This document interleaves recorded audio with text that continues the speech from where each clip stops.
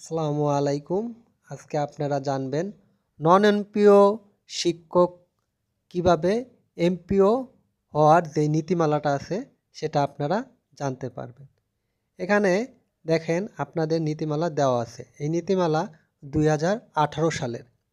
এখানে অনেক কথা বলা আছে যেগুলো নীতিমালার ভিতরে আছে। কে এমপিও হতে পারবে, কোন শিক্ষক এমপিওভুক্ত হতে পারবে, কাদের শিক্ষাগত যোগ্যতা অনুযায়ী তারা এমপিও হতে পারবে। এখানে বিভিন্ন তথ্য দেওয়া আছে। আবার এখানে বিভিন্ন প্রতিষ্ঠানের ধরন, মাদ্রাসার শিক্ষক, তারপর তথ্য ও প্রযুক্তির শিক্ষক, আইসিটির শিক্ষক, প্রভাষক, বিভিন্ন ক্যাটাগরির তাদের এমপিওভুক্তর নিয়মাবলী দেওয়া আছে। এটা 2018 সালের নীতিমালা। সালের নীতিমালা। আপনারা যারা নন এমপিও থেকে এমপিওতে হবেন তাদের নীতিমালা এখানে দেওয়া আছে। আসসালামু আলাইকুম।